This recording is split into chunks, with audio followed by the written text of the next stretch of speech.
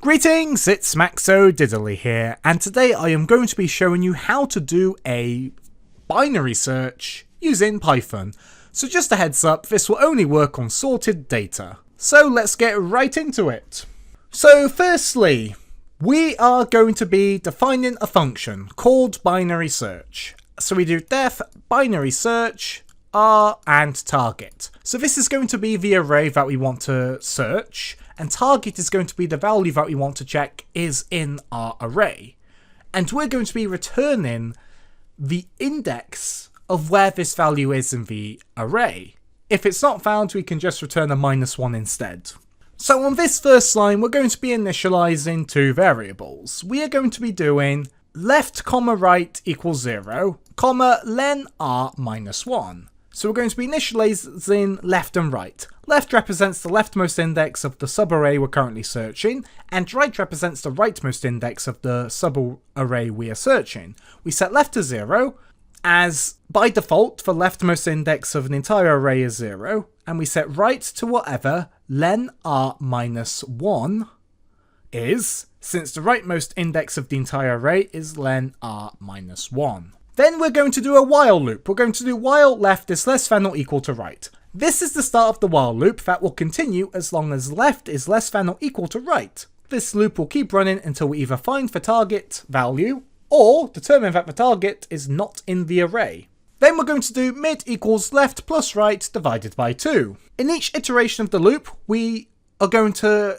calculate the middle index, which is going to be called mid, of the current subarray by adding left and right, then dividing by 2. The double slash is used to perform integer division, which means that any remainder is discarded and the result is rounded down to the nearest integer. Like, if we did 5 divided by 2, that would be 2.5. However, with integer division, that 0.5 is completely ignored, so it's just 2. After that, we have got an if statement. We are going to do if r mid double equals target, return mid. Here we are checking if the value at the index mid in our array is equal to the target that we're searching for. If it is, we found the target and we return the index because that's where it's found. Then we're going to do elif array mid is less than target, left equals mid plus 1. If r mid is less than the target element, that means that the target, if it exists, must be in the right half of the current subarray. So we update the left variable to be mid plus 1, since the left half of the current subarray can no longer contain the target. Then we're going to do else right equals mid -1. If array mid is greater than the target that we're searching for, that means the target must be in the left half of the current subarray. So we update the right to be mid -1, since the right half of the current subarray can no longer contain the target. After our while loop, we do return -1, because this means the while loop has completed without finding the target, and that means the target is not present in the array. So we return a -1 to indicate that the element was not found. And that's basically it for this tutorial.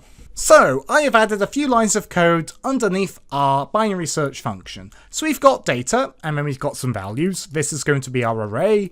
Target is equal to 10, which is the value that we want to find in our array. And then we're going to do result equals binary search, data and target. We're going to be calling our binary search, passing our array, and then the value we want to find, and storing the result of that in a variable here.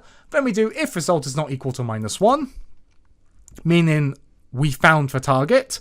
We do print target value plus str target plus found at index plus str result. We're going to be printing out the target and then the result, basically where it is in the array. Otherwise we do target not found in data. Let's hit play.